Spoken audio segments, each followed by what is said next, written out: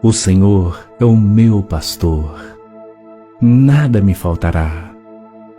Deitar-me faz em verdes pastos, guia-me mansamente a águas tranquilas, refrigera minha alma, guia-me pelas veredas da justiça, por amor do seu nome.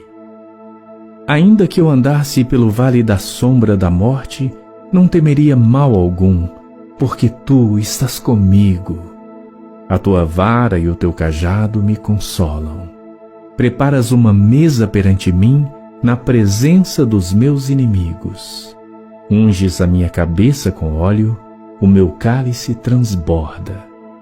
Certamente que a bondade e a misericórdia me seguirão todos os dias da minha vida, e habitarei na casa do Senhor por longos dias.